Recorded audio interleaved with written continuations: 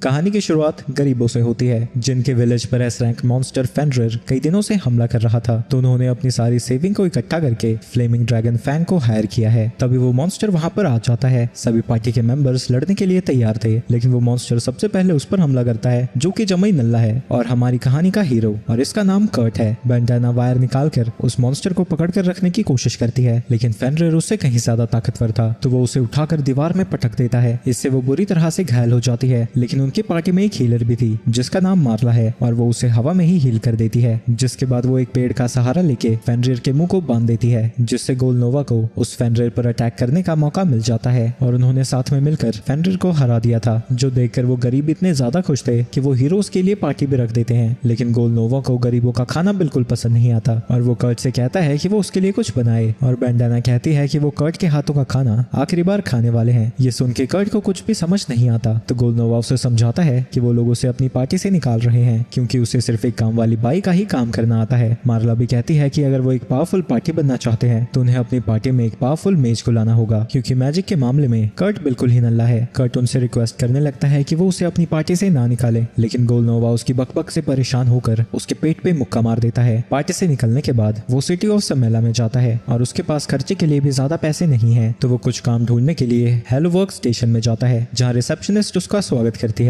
और क्योंकि वो काम ढूंढने गया था, रिसेप्शनिस्ट कहती है कि उसे कुछ टेस्ट से गुजरना होगा। सबसे पहले वो अपना नाम और अपने विलेज के बारे में बताता है, जिसके बाद वो पूछती है कि उसे किस तरह के काम करने का एक्सपीरियंस है। मुझे घर के और सामान वगैरह उठाने का काम मिलता था वो फ्लेमिंग ड्रैगन पार्टी में। क्या तुम उसी पार्टी की बात कर रहे हो जो अभी एसएस रैंक में पहुंच गई? हाँ, पर उन लोगों ने मुझे निकाल दिया। पर ये तो काफी बड़ी बात है कि तुम उनकी पार्टी में काम करते थे। कर्ट को लगता है कि गोलनोवा और बाकी सब बहुत कमाल के हैं, क्योंकि उनकी पार्टी में काम करने के लिए भी उसकी तारीफ हो रही है। और अब कर्ट को बस एप्टीट्यूड टेस्ट देना था। इस दुनिया में एप्टीट्यूड गॉडेस की तरफ से गिफ्ट होता है, और अगर कर्ट लकी हुआ तो शायद आज उसे कोई हिडन टैलेंट भी दिख जाए। एप्टीट्यूड जी रैंक से एसएस रैंक तक जाते हैं। एप्टीट्यूड रैंक्स में बहुत ज्यादा फर्क होता है। एक टी रैंक का स्वॉर्ड्समैन मुश्किल से ही तलवार को चला पाएगा, लेकिन वही ए रैंक का स्वॉर्ड्समैन बड़ी आसानी से स्टील तक को काट सकता है। लेकिन जब उसके टेस्ट रिजल्ट्स वापस आते हैं, उसके कॉम्बैट स्किल में हर जगह जी रैंक था, लेकिन उसका एप्टीट्यूड अभी भी ब्लैक स्मिथ और एल्केमी जैसी चीजों में टेस्ट नहीं हुआ था। पर शेल उसे बताती है कि टेक्नीशियंस एक हफ्ते बाद आएंगे, तो तभी वो ये टेस्ट करवा पाएगा। लेकिन कर्ट के पास अब पैसे भी नहीं बचे थे, तो शेल उससे कहती है कि वो वहां रखे सैंडबैग को उठाने की कोशिश कर सकता है। कर्ट उस बैग को उठा लेता है और शेल कहती है कि इतना काफी है, वो कंस्ट्रक्शन वर्क में काम कर सकता है, और वो सिटी वॉल्स को रिपेयर करने के लिए वहां से भेज देती है और साथ ही लेटर ऑफ इंट्रोडक्शन भी देती है। इसके बाद कर्ट उस टाउन में पहुंच जाता है जहां उन वर्कर्स का ठेकेदार उसका लेटर पढ़ रहा था। लेकिन कर्ट की बनावट को देखकर उसे लगता है कि वो कोई नाजुक कली है, पर क्योंकि उनके पास वर्कर्स की कमी थी तो वो उसे हायर कर लेता है और बैरल्स की तरफ इशारा करते हुए कहता है कि उसे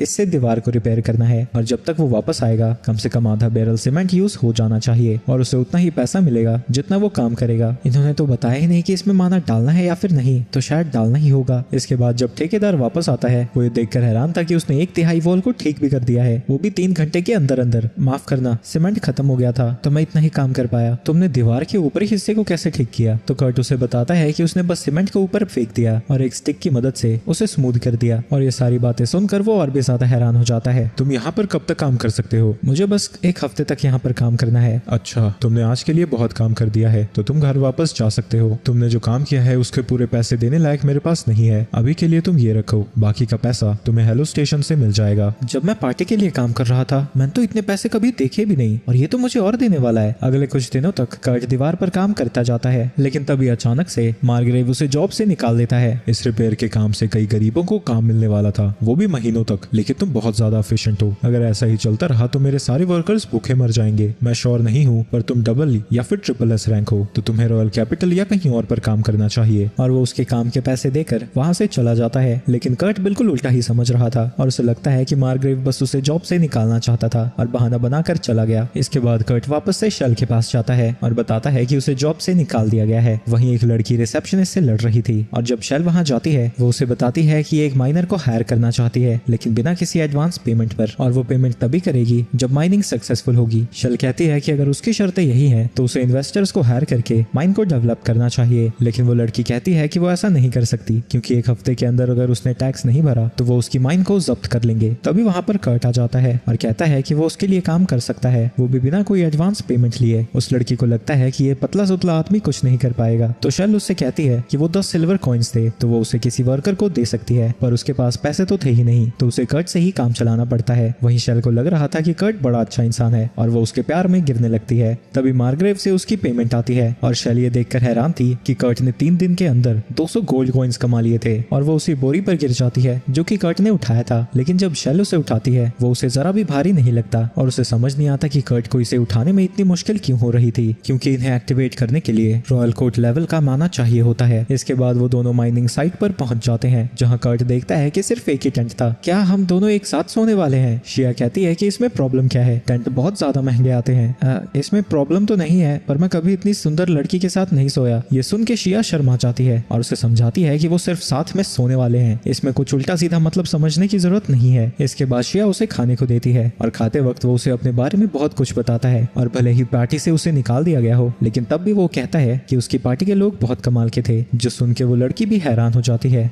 रात को वो दोनों टेंट में सो रहे थे पर कर्ट को जरा भी नींद नहीं आ रही थी और पीछे मुड़कर वो देखता है कि शिया थोड़ी आपत्तिजनक अवस्था में सो रही है और इससे पहले कि उसके हार्मोन जुबाल मारते कर्ट वहां से चला जाता है। वहीं शिया उसका टेस्ट ले रही थी क्योंकि वो 1 हफ्ते तक साथ में रहने वाले हैं, तो वो पता करना चाहती थी कि वो अच्छा इंसान है या फिर नहीं। सुबह जब शिया उठती है वो देखती है कि बाहर कर्ट सो रहा था और उसके कपड़े का भी बटन लग चुका है और वो समझ जाती है कि ये कर्ट ने किया होगा और वो उसका शुक्रिया अदा करती है और अब वो खुदाई करने के लिए जाने लगते हैं। पर शिया ऐसे ही किसी रैंडम जगह पर खोदने वाली थी, पर कर्ट उसे समझाता है कि अगर वो ऐसा करती है तो उसे और कभी नहीं मिलेगा। तो कर्ट खुदाई करने के लिए जगह ढूंढता है और जब वो वहां से एक पत्थर निकालता है वो जेम से भरा हुआ था और बताता है कि इनकी कीमत लगभग 3 गोल्ड कॉइन्स होगी। जिसके बाद वो खुदाई करके और भी ज्यादा जेम्स को निकाल देता है। वहीं ये सब देखकर शिया को लगने लगता है कि ये सारा कुछ कर्ट ने ढूंढा था, तो वो उसे कुछ भी नहीं देने वाला। पर कर्ट कहता है कि जो पहले उन्हें जेम्स मिले थे उसे छोड़कर बाकी सब बहुत छोटे हैं, तो पहले उन्हें उसे मैजिक क्रिस्टल में बदलना होगा। पर शिया कहती है कि किंगडम में 10 से भी कम मैजिक क्राफ्ट्समैन हैं जो कि मैजिक क्रिस्टल्स को बना सकते हैं। लेकिन तभी वो देखती है कि कर्ट ने क्रिस्टल बना भी दिया था, जो देखकर वो और भी ज्यादा हैरान हो जाती है क्योंकि मैजिक क्राफ्ट्समैन सबसे छोटा क्रिस्टल बनाने में भी 1 घंटा लगाते हैं। मेरे पास उतना माना नहीं है तो मैं ऐसा नहीं कर पाया, यानी जो असली क्राफ्ट्समैन होते हैं वो 1 घंटे तक माना एमिट कर सकते हैं। कर्ट वहीं पर रुक जाता है और शिया मैजिक क्रिस्टल्स को बेचने जाती है, लेकिन वो बंदा उससे उनके डॉक्यूमेंट्स मांगता है। शिया उसे बताती है कि ये घर में ही बनाया गया है, तो उसके पास डॉक्यूमेंट्स नहीं है और वो उसे एक एम्बलम दिखाती है जिससे उसे पता लगता है कि वो रॉयल फैमिली के अंडर एडवेंचरर के तौर पर काम करती है। पर सच्चाई ये है कि वो काम किया करती थी, पर उस एम्बलम को देखकर वो सोल्जर सवाल जवाब करना बंद कर देता है और वो उसे टेलीपोर्टेशन सर्कल भी यूज करने देता है, जिसकी मदद से वो कैपिटल में पहुंच जाती है और वो अपनी पुरानी दोस्त मिमिको को वो जेम्स दिखाती है। शुरू में देखने पर लगता है कि उनकी कीमत ज्यादा नहीं होगी, पर थोड़ी देर बाद मिमिको उसे बताती है कि इसमें नॉर्मल जेमस्टोन से 10 गुना ज्यादा माना है, तो हर क्रिस्टल की कीमत 10 गोल्ड कॉइन्स है। शिया ये सुनकर हैरान हो जाती है क्योंकि कर्ट ने उसे 50 क्रिस्टल्स दिए थे, जिसके बाद मिमिको उसे 500 गोल्ड कॉइन्स देती है और उससे कहती है कि वो इन क्रिस्टल्स को शॉप पर ही बेचे क्योंकि इतने पावरफुल क्रिस्टल्स को वो बिना रेगुलेशंस के ऐसे ही जाने नहीं दे सकते। और वो ये भी जानना चाहती थी कि इन क्रिस्टल्स को कौन बना रहा है। शिया पहली शर्त के लिए मान जाती है, पर दूसरे के लिए जो क्रिस्टल्स बना रहा है उसे उसकी परमिशन लेनी होगी। मिमिको रॉयल फैमिली की कोर्ट मेज है, तो वो अपनी पोजीशन से उस पर थोड़ा प्रेशर बनाने की कोशिश करती है, लेकिन शिया फिर भी नहीं मानती। तो मिमिको उससे कहती है कि वो उसे अपने किंगडम से बाहर जाने ना दे और अगर वो रॉयल फैमिली के लिए काम करता है तो उसे काउंट की पोजीशन भी मिल सकती है। ये सब सुन के शिया का दिमाग फटने लगा था और वो शेल के पास जाती है ताकि वो कर्ट के बारे में पूछ सके। पहले तो शेल उसे कुछ नहीं बताती, लेकिन फिर से वो अपना एम्बलम दिखाती है, तो शेल को जितना कुछ भी उसके बारे में पता था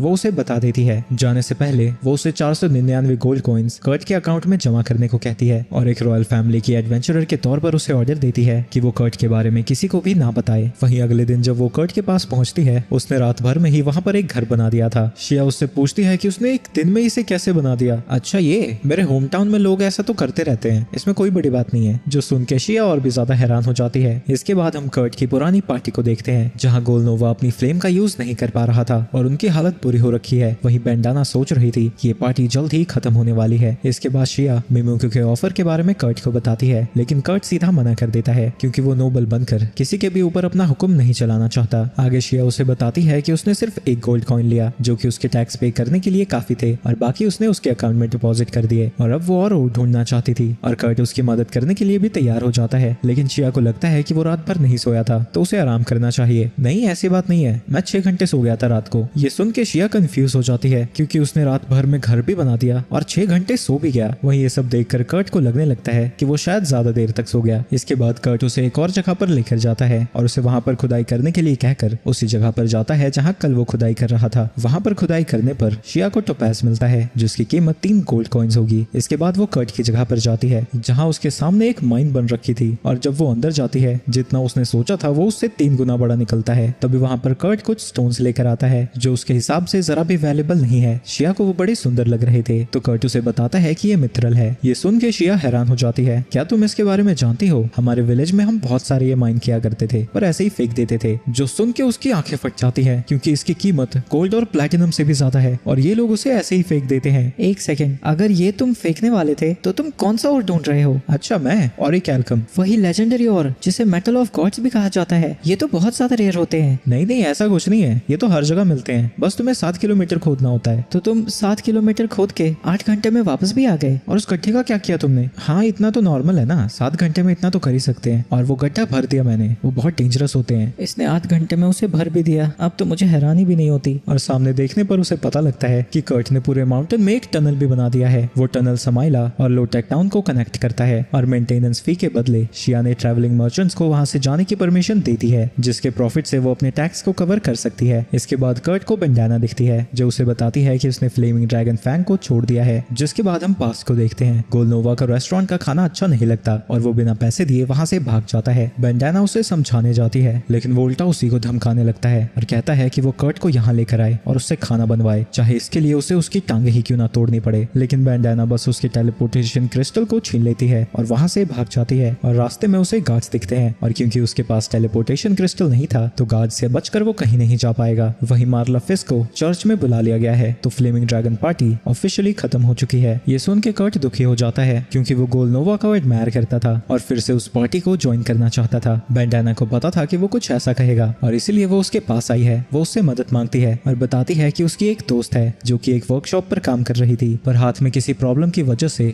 वो काम नहीं कर पा रही, तो क्या वो उसकी जगह जा सकता है। और क्योंकि अपना लौंडा दिल का अच्छा था वो उसकी मदद करने के लिए तैयार हो जाता है। जिसके बाद बेंडाना उसे मैप देकर वहां से भेज देती है। कुछ समय बाद कर्ट एटलियर मास्टर के वर्कशॉप पर पहुंच जाता है जहां एटलियर मास्टर की असिस्टेंट दरवाजा खोलती है और इसका नाम मिशेल था। कर्ट उसे बताता है कि वो यहाँ पर काम करने आए हैं तो मिशेल खुशी खुशी उसे किचन में ले जाती है जो कि किचन कम और संडास ज्यादा लग रहा था। तभी उसका मास्टर उसे आवाज लगाता है और मिशेल वहां से चली जाती है। वहीं कर्ट डिसअपॉइंटेड था क्योंकि उसे लग रहा था कि वो एटलियर मास्टर के साथ काम करेगा ना कि उसका किचन साफ करेगा, लेकिन ये उसके लिए कोई नया काम नहीं था तो 30 मिनट के अंदर अंदर वो सब साफ कर देता है और वो मिशेल को ढूंढने के लिए पूरी जगह में घूमने लगता है। वो एक दरवाजा देखता है जिसके अंदर से एक लड़की की आवाज आती है जो उसे अंदर आने को कहती है। अंदर जाने पर कर्ट शर्मा जाता है क्योंकि लड़की ने ऊपर कुछ भी नहीं पहना था पर उस लड़की को इससे जरा भी प्रॉब्लम नहीं थी। कर्ट उससे मिशेल के बारे में पूछता है और वो बताती है कि वो बेसमेंट के अंदर है, लेकिन जैसे ही वो वहां से जाने वाला था वो उस लड़की के पेट पर एक काला निशान देखता है जो कि असल में एक कर्स मार्क था। एग्जामिन करने पर उसे पता लगता है कि इस तरह के कर्स जिस जगह पर वो होते हैं उस जगह के ऑर्गन्स को डिस्ट्रॉय कर देते हैं, तो इसके लिए खाना पीना बहुत ज्यादा मुश्किल होगा। पर उसका पेट अभी भी ठीक था तो वो उसके लिए कुछ खाना बनाने जाता है। दूसरी तरफ शिया और एक एल्कम और मित्रल के बारे में बात करने के लिए मिमिको के पास जाती है। कर्ट ने इस बार उन्हें मैजिक क्रिस्टल्स में भी नहीं बदला था लेकिन अब भी उनकी वैल्यू 50,000 गोल्ड कॉइन्स है, इसलिए अब शिया को उसकी फिक्र होने लगी है। तुम्हें क्या लगता है कर्ट के साथ क्या होगा जब सभी लोगों को उसके स्किल्स के बारे में पता लगेगा? मिमिको कहती है कि उसे किडनैप कर लिया जाएगा और कोई स्लेव बनाकर उसे अपने पास रखेगा या फिर इतना ज्यादा अच्छे तरीके से काम करने के लिए लोग उसकी जान ले लेंगे। मिमिको को समझ नहीं आता कि उसके जैसा इंसान अब तक लोगों से छुपा कैसे रह गया, तो शिया उससे बताती है कि वो फ्लेमिंग ड्रैगन पार्टी में पहले काम किया करता था जिसके लीडर को अब अरेस्ट कर लिया गया है। मिमिको उससे पूछती है कि वो उसके साथ क्या करने वाली है, तो शिया उसे बताती है कि वो उसे एक एटलियर मास्टर बनाकर उसकी बॉडीगार्ड बनना चाहती है, पर प्रॉब्लम ये है कि वो अपनी ही ताकत को नहीं जानता तो उसे कन्विंस करना काफी मुश्किल होने वाला है। दूसरी तरफ कर्ट के पास लेडी ऑफेलिया आती है जिसे कर्ट बताता है कि वो उस लड़की के लिए खाना बना रहा है। ये सुन के ऑफेलिया कहती है कि वो उस लड़की के बारे में किसी को भी ना बताए और कल इसी समय पर काम करने आ जाए। जिसके बाद ऑफेलिया उसका खाना लेकर आती है, लेकिन उसे देने से पहले वो पॉइजन के लिए खाने को टेस्ट करना चाहती थी, पर वो लड़की कहती है कि इसकी कोई जरूरत नहीं है, ये खाना उस लड़के ने बनाया है। ऑफेलिया ये देखकर हैरान थी कि वो उससे थोड़ी देर के लिए ही मिली थी, फिर भी वो कर्ट पर इतना ज्यादा भरोसा कर रही है। इसके बाद वो खाना खाती है पर इसकी वजह से उसे कुछ होने लगता है और जमीन पर गिर जाती है। ये देखकर ऑफेलिया परेशान होने लगती है क्योंकि उसे लगता है कि जरूर उसे पॉइजन दिया गया है, लेकिन तभी वो लड़की खड़ी होती है और बताती है कि वो बिल्कुल ठीक है और उसका कर्स भी हट चुका है। दूसरी तरफ हम कुछ लोगों को देखते हैं जो कि उस कर्स की मदद से लेडी लेज़लॉट को मारना चाहते थे, पर अब क्योंकि वो हट गया है उन्हें अब किसी और तरीके को अपनाना होगा। शाम को मिशेल और ऑफेलिया मिमिको की शॉप पर जाते हैं। लिज जब अपने हुड को उठाती है उसे देखकर वो दोनों पहचान जाती है कि वो थर्ड प्रिंसेस है। ऑफेलिया बताती है कि किसी ने उसे मारने के लिए उसके ऊपर कर्स कर दिया था। लिज़लॉट किंग और उसकी सेकंड वाइफ, जो कि गुरुमाक एम्पायर की है, इकलौती बेटी है, उसकी एग्जिस्टेंस ने ही दोनों नेशंस के बीच में शांति बनाए रखी है और उसे लगता है कि कोई दोनों कंट्रीज में वॉर करवाना चाहता है। मिमी को ये देखकर खुश थी कि प्रिंसेस पूरी तरह से ठीक है, पर उसे समझ नहीं आता कि इतना खतरनाक कर्स उसने हटा कैसे दिया। लिज उसे बताती है कि इस कर्स को एक कर्ट नाम के बंदे ने हटाया है और जैसे ही वो कर्ट का नाम सुनते हैं उन दोनों के दिमाग का भांग भरोसा होने लगता है।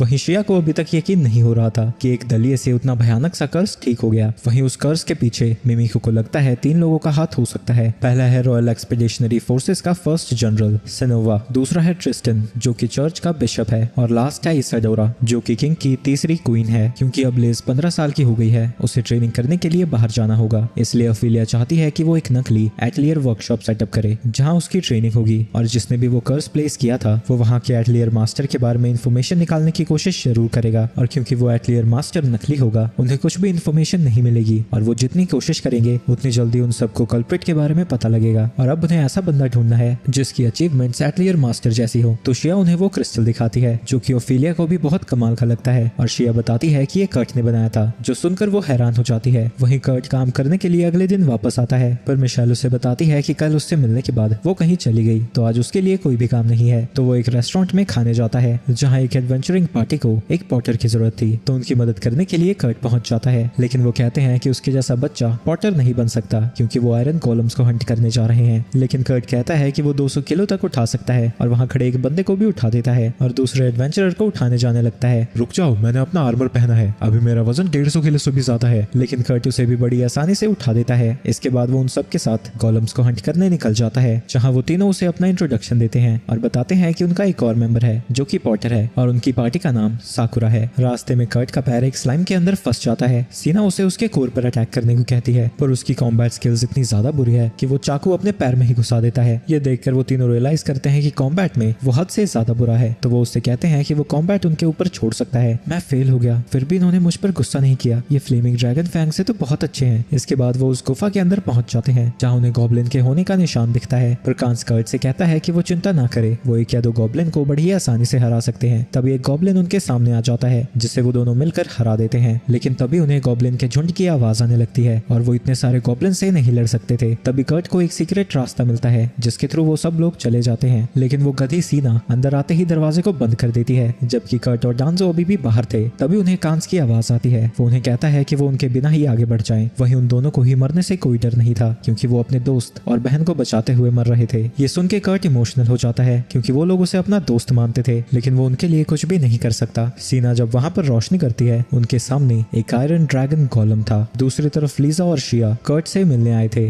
जहाँ वो उससे कहती है कि वो उसे लीजा बुलाए ताकि किसी को भी उसकी आइडेंटिटी का पता ना लगे। अंदर जाने पर उन्हें कोई भी नहीं दिखता, पर बैंडाना वहाँ पर पहले से ही मौजूद थी जो उन्हें बताती है कि वो साकुरा पार्टी के साथ आयरन गोलम्स को हंट करने गया है। जिसके बाद शिया और लिज केव के अंदर पहुंच जाते हैं जहाँ वो फुटप्रिंट्स को फॉलो करते हुए आगे बढ़ते जाते हैं और जहाँ उनके फुटप्रिंट खत्म होते हैं लीजा अपने मैजिक का यूज करके अपने सेंसेस को एनहांस करती है, लेकिन सुनने पर उसे कुछ भी पता नहीं लगता। लेकिन सूंघने के बाद उसे पता लग जाता है कि कर्ट किस तरफ गया था। शिया रियलाइज करती है कि उसकी स्मेल का पता करने के लिए लिज को कर्ट के काफी करीब जाना पड़ा होगा। आगे जाने पर लिज को कुछ लोग लड़ते हुए दिखते हैं तो वो शिया की एबिलिटीज को एनहांस कर देती है और जब वो दोनों गॉब्लिन से घिरे हुए थे शिया वहाँ पर उनकी मदद करने आ जाती है। वहीं इतने सारे गॉलम्स को देखकर सीना डर जाती है और उसे लगता है कि आज वो मारे जाएंगे, लेकिन कर्ट उससे कहता है कि वो ऐसे ही हिम्मत नहीं हार सकती और आगे जाके सभी गॉलम से लड़ने लगता है और एक एक अटैक से उसने सबको हरा दिया था। ये सब देखकर सीना को अपनी आंखों पर यकीन नहीं होता और कर्ट बताता है कि उसे आयरन कॉलम्स को माइन करने की आदत है। तभी दरवाजा खोलकर वहाँ पर शिया आ जाती है और चिल्लाकर पूछती है कि यहाँ पर क्या हुआ। सीना उसे बताती है कि कर्ट ने यहाँ मौजूद सभी ड्रैगन कॉलम्स को हरा दिया, वो भी सिर्फ एक ही अटैक से। कर्ट शिया को देखकर कहता है कि वो कांस और डांजो की मदद करे, लेकिन शिया उसे बताती है कि वो बस जख्मी है, उन्हें कुछ भी नहीं हुआ है। शिया कर्ट की एबिलिटीज के बारे में सोचने लगती है। तभी लिज वहाँ आकर उसकी तारीफ करने लगती है। इसके बाद वो सब एक जगह पर बैठे हुए थे जहाँ वो उनकी जान बचाने के लिए एलिशिया का शुक्रिया अदा करते हैं। इसके बाद वो कर्ट को बताती है कि वो एक नया एटलियर खोलने वाली है और वो चाहती है कि कर्ट उसे ज्वाइन करे, जिसके लिए कर्ट मान जाता है। आगे शिया कहती है कि एटलियर को प्रोटेक्ट करने के लिए उसे कुछ एडवेंचरर्स की भी जरूरत पड़ेगी और वो कांस और उसकी पार्टी को हायर करना चाहती है, जिसके लिए वो भी मान जाते हैं। इसके बाद कर्ट हेलो स्टेशन में जाता है जहाँ वो अपने अप्रेजल के लिए मिमिको से मिलता है। अप्रेजल के बाद मिमिको उसे बताती है कि उसकी सारी non combat skills B rank पर हैं, पर वो पूरी तरह से झूठ था क्योंकि उसकी सारी स्किल्स ट्रिपल एस रैंक है और उसके जितना माना पूल उसने किसी का भी नहीं देखा था। और वो लकी है कि उसका एप्टीट्यूड टेस्ट मिमिको ने किया था, अगर किसी और ने किया होता तो पूरी दुनिया में भगदड़ मच जाती। वहीं इस चीज को पीछे से शेल सुन लेती है और वो दोनों कहने लगते हैं कि अगर इसके बारे में किसी को भी पता लगा तो उन्हें उसके जान से मारना होगा, जो सुन के शेल चिल्लाती है कि उसने कुछ भी नहीं सुना था। इसके बाद वो सभी उस टाउन में जाने लगते हैं जहाँ उनकी एटलियर वर्कशॉप सेटअप होगी, लेकिन अभी तक शिया ने उन्हें एटलियर मास्टर के बारे में कुछ नहीं बताया था। तो कांस पूछता है कि वो है कौन, लेकिन शिया बस कहती है कि वो बहुत ऑनरेबल है। ये देखकर सीना को उसके ऊपर शक होने लगता है। इन्होंने हमें इसलिए हायर किया ताकि हमें चुप करा सके,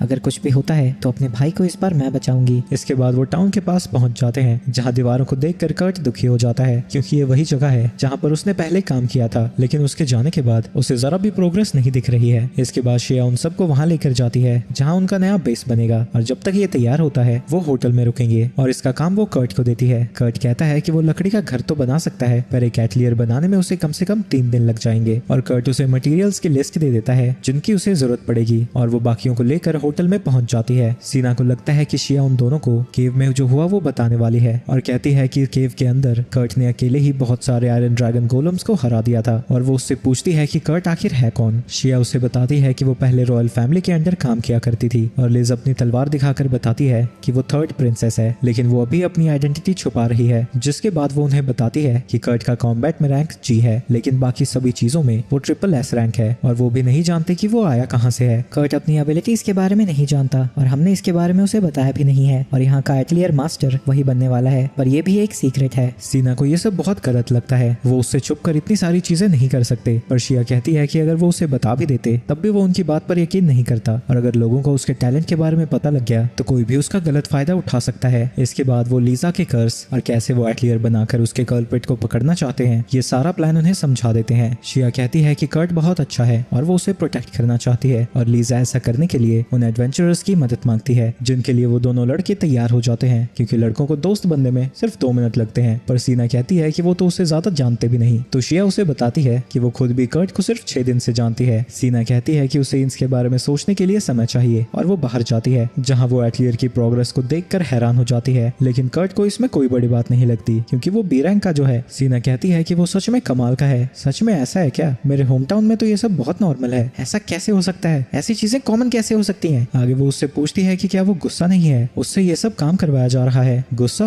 बिल्कुल भी नहीं, मेरे साथ कोई जबरदस्ती नहीं कर रहा। वैसे भी जिस पार्टी में मैं था मुझे यूजलेस बोलकर वहां से निकाल दिया। यहाँ मैं बहुत खुश हूँ, मैं लोगों के काम आ पा रहा हूँ। ये सुन के सीना याद करती है शिया ने उसे बताया था कि कर्ट बहुत ज्यादा प्योर और इनोसेंट है और अब उसे समझ में आता है कि बाकी सभी लोग कर्ट को बचाना क्यों चाहते हैं और कहती है कि वो सभी लोग दोस्त हैं। दूसरी तरफ डांजो बैंडाना से मिलने जाता है जो कि उसके पार्टी मेंबर बेबी नोके के बारे में उसे बता रही थी। उसे 1000 फेसेस के नाम से भी जाना जाता है जो कि वेलन से मिशन लेकर एडवेंचरिंग पार्टी को ज्वाइन करके उन्हें डिस्ट्रॉय कर देता है और इस बार उसे साकुरा को डिस्ट्रॉय करने का मिशन मिला था। इस इन्फॉर्मेशन के बदले पैसे देकर डांजो वहां से चला जाता है। इसके बाद हम बेबी नोको को देखते हैं जो कि मस्त दारू शारू पी रहा था और जैसे ही वो डांजो को देखता है डर के मारे भागने लगता है, पर बैंडाना उसे गिरा देती है और डांजो उसे धमकी देता है कि वो उसके दोस्तों के करीब भी ना दिखे और वो वहां से चला जाता है। वहीं बैंडाना चाहती थी कि डांजो उसे खत्म कर दे तो वो खुद उसे मारने जाती है, लेकिन तभी वहां 2 बंदे आकर उसे वहां से ले जाने लगते हैं। उन्हें देखकर बैंडाना पहचान जाती है, वो फैंटम में से थे जो कि एक इंटेलिजेंस यूनिट है जो कि मिमिको के अंडर आती है। तभी एक कौवा आकर उसे एक लेटर देता है जिसमें उसके मास्टर ने कहा था कि वो इस चीज में ज्यादा इंटरफेयर ना करे क्योंकि ये मार्ला के जुरिस्डिक्शन में आता है। इसके बाद हम मार्ला को देखते हैं जिसे किसी ने मैजिक सर्कल के अंदर कैप्चर करा हुआ है। अगले दिन जब कांस और डांसो उठते हैं वो कर्ट के बनाए हुए वर्कशॉप को देखते हैं जो कि वर्कशॉप कम और एक महल ज्यादा लग रहा था और यहाँ तक कि उसने ट्रीज और घास फूस भी रोपे थे और मुझे नहीं पता कि वो इतने ज्यादा बड़े कैसे हुए एक दिन के अंदर। और जहाँ सभी लोग हैरान हो रखे थे, लीजा यहाँ पर शादी करके कर्ट के साथ रहने के सपने देख रही थी। इसके बाद कर्ट आकर उन्हें अंदर इन्वाइट करता है और पूरे वर्कशॉप पर टूर देने लगता है। सबसे पहले थी मेन एंट्रेंस, 2 बेसमेंट फ्लोर और वाटर क्रिएशन सिस्टम जहाँ पे पूरे मैंशन का पानी बनता है और इतनी सारी चीजें सुनकर बेचारों का दिमाग घूमने लगता है। इसके बाद वो उन सभी सभी को उनके रूम दिखाता है, जो देखकर सभी लोग खुश थे। और आखिर में एटलियर मास्टर का रूम, और वो शिया से पूछता है कि एटलियर मास्टर आने कब वाले हैं। शिया कहती है कि उन्हें आने में थोड़ा समय लगेगा और पूछती है कि उसका रूम कहाँ है। मैं यहाँ के कामों का इंचार्ज हूँ ना, तो मैं किचन के बगल वाले वो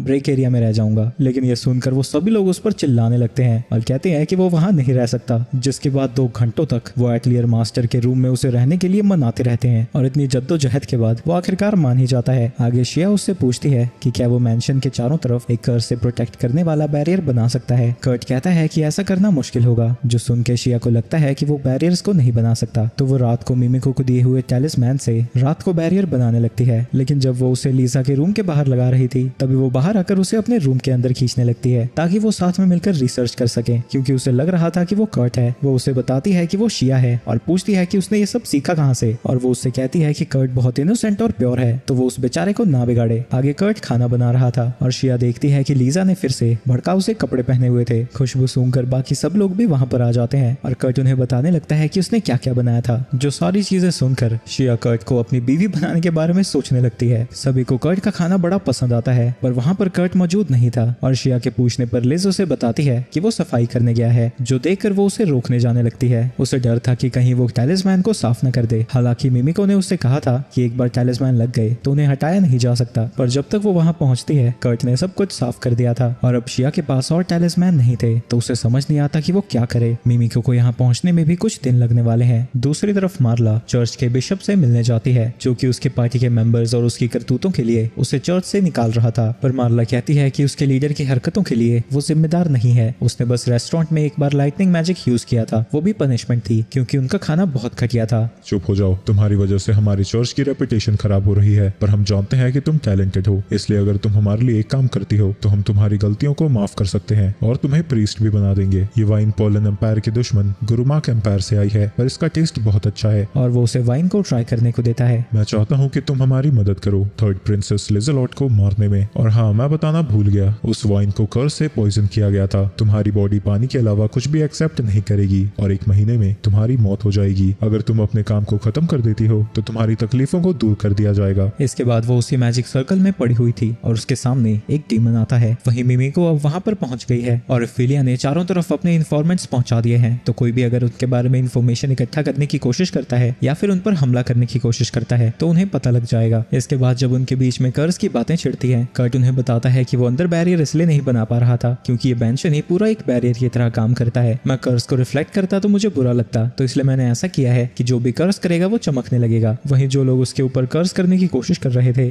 कंफ्यूजन के मारे उनका बुरा हाल हो रखा था। शिया मिमिको और ओफिलिया को बताने जाती है कि उन्हें चमकते हुए आदमियों को ढूंढना है। दूसरी तरफ सिटी की दीवारों की तरफ मार्ग्रेव और उसका बेटा चिंता में थे क्योंकि कुछ मॉन्स्टर्स का झुंड उनकी सिटी की तरफ ही आ रहा है। पर अब वॉल्स भी पूरी तरह से रिपेयर हो चुकी हैं और आर्मी भी लड़ाई करने के लिए रेडी है, तो उन्हें रोकने में उन्हें ज्यादा तकलीफ नहीं होगी। दूसरी तरफ इन तीनों को चमकता हुआ बंदा मिल जाता है, पर उससे शायद उसके साथी ने मार दिया है और वो तीनों ये देखकर हैरान थी कि कर्ट ने ऐसा बैरियर इतनी जल्दी बना दिया जो कि आदमी के मरने के बाद भी काम करता है। और ओफिलिया को लगता है कि उन्हें उसे सारी चीजें बता देनी चाहिए, फिर शायद उन्हें असासिन को ढूंढने में कुछ घंटे ही लगेंगे। तभी उन्हें अलार्म बेल सुनाई देने लगते हैं क्योंकि मॉन्स्टर्स ने सिटी के ऊपर हमला कर दिया है। मार्ग्रेव के सोल्जर्स उन मॉन्स्टर्स के थ्रू लाइट स्पेल कास्ट करते हैं ताकि वो उन्हें देख सके। मार्ग्रेव देखता है कि वो मॉन्स्टर्स की तादाद बहुत ज्यादा है और वो इतने मॉन्स्टर से नहीं लड़ सकते थे, तो वो अपने सोल्जर से कहता है कि वो इसी दीवार पर रहें और बाकियों को ऑर्डर देता है कि वो सिटी को इवैक्यूएट करें। मार्ग्रेव भी अपने सोल्जर्स के साथ लोगों को बचाने के लिए अपनी जान देने के लिए तैयार था, लेकिन जैसे ही वो मॉन्स्टर्स दीवार को छूते हैं वो अपने आप ही खत्म होने लगते हैं। ये सब देखकर मार्ग्रेव को याद आता है कि वॉल का ये वाला एरिया कर्ट ने रिपेयर किया था, तो यानी जरूर उसने कुछ किया होगा। वहीं सारी स्केलेटन्स की आर्मी धीरे धीरे खत्म हो जाती है। बिशप ने इस हाई डीमन के साथ कॉन्ट्रैक्ट बनाया था ताकि वो प्रिंसेस को मार सके और वो मार्ला की मैजिक पावर्स का यूज कर रहा है उन मॉन्स्टर्स को समन करने के लिए, और वो तब तक ऐसा करता रहेगा जब तक कि उसकी लाइफ फोर्स और माना खत्म नहीं हो जाते। इसके बाद शिया इस अटैक के बारे में कर्ट को बताती है और उसे सिटी की चिंता होने लगती है। शिया बताती है कि सिटी चारों तरफ से मॉन्स्टर से घिर चुकी है और वो अभी तक सेफ सिर्फ इसलिए है क्योंकि काफी सारे स्केलेटन मॉन्स्टर्स दीवार से टकराकर प्योरीफाई हो गए थे। रिपेयर करते वक्त मैंने वॉल्स को एन्चांट कर दिया था। ये सारी चीजें तो मेरी सिटी में बहुत नॉर्मल है, यहाँ के लोग एन्चांट नहीं करते क्या? वहीं कर्ट ने 4 में से सिर्फ 2 दीवारों पर ही काम किया था, तो अगर बाकी की 2 दीवारें टूटती है तो सिटी खत्म ही समझो। शिया वहाँ से चली जाती है और वो उन मैजिक क्रिस्टल्स को लेने गई थी जो कि कर्ट ने बनाए थे, जिसके बाद वो मार्ग्रेव के पास जाती है और उन्हें बताती है कि जिस सोर्स से ये स्केलेटन्स आ रहे हैं वो वहीं पर जाकर उन्हें खत्म करना चाहती है, पर ऐसा करने के लिए एल्ड्रेड और उसके आदमियों को स्केलेटन्स को यहाँ से दूर लेकर जाना होगा ताकि वो रून्स तक पहुंच सके। एल्ड्रेड को नहीं लगता कि वो अकेले ऐसा कर पाएगी, तो शिया उसे एक मैजिक क्रिस्टल दिखाती है और बताती है कि इसमें इतनी ताकत है कि वो एक पूरी बिल्डिंग को मिट्टी में मिला सकता है, तो इससे रून्स को तबाह करना भी आसान ही होगा। एल्ड्रेड उसके प्लान के लिए मान जाता है, लेकिन एक शर्त पर कि वो भी उसके साथ जाएगा। वहीं दूसरी तरफ कर्ट एक वेपन बनाने में लगा हुआ है जिससे उसके दोस्त सभी मॉन्स्टर्स को खत्म कर पाएंगे। उसके गांव में लोग ऐसे वेपन्स बड़ी ही आसानी से बना लिया करते थे, लेकिन उसे अपने स्किल्स पर जरा भी भरोसा नहीं है। दूसरी तरफ शिया और एल्ड्रेड सिटी से बाहर जा रहे थे, पर गेट के बाहर मॉन्स्टर्स का झुंड खड़ा हो रखा था। तो शिया एक क्रिस्टल को यूज करती है जिससे इतनी ज्यादा तेज रोशनी होती है कि वहां मौजूद सारे मॉन्स्टर्स खत्म हो जाते हैं और अब सारे सोल्जर्स स्केलेटन मॉन्स्टर्स का ध्यान भटकाने जाते हैं और शिया और एल्ड्रेड रून्स की तरफ जा रहे थे। दूसरी तरफ कर्ट का वेपन लगभग तैयार हो गया है, लेकिन उससे लगता है कि उसका ब्लैक स्मिथिंग रैंक तो सिर्फ बी है, तो उसका बनाया हुआ वेपन किसी मॉन्स्टर से लड़ने लायक होगा ही नहीं। तभी वहां पर लिज आ जाती है जिससे उसका वेपन बहुत ज्यादा प्यारा लग रहा था, तो कर्ट उसे गिफ्ट कर देता है जिसे पाकर वो बहुत खुश थी। लेकिन कर्ट ने पहले भी नोटिस किया था कि उसकी स्माइल में कुछ कमी है। क्या तुम्हें कोई टारगेट कर रहा है? लिज उससे माफी मांगती है क्योंकि उसकी वजह से कर्ट और बाकी सभी को अपनी जिंदगी भी दांव पर लगानी पड़ रही है। शिया भी उसी के लिए अपनी जान को खतरे में डालने गई है, लेकिन कर्ट को नहीं पता था कि वो एक प्रिंसेस है और वो याद करता है कि एक बार उन रून्स में गोलनोवा ग्राफिटी बना रहा था और उसे लगता है कि शिया रून्स में इसलिए गई है ताकि वो उस ग्राफिटी बनाने वाले आर्टिस्ट को रोक सके जो कि लीजा का पीछा कर रहा है। उसका अंदाजा भले ही बिल्कुल गलत हो, लेकिन वो फिर भी शिया की मदद करना चाहता था।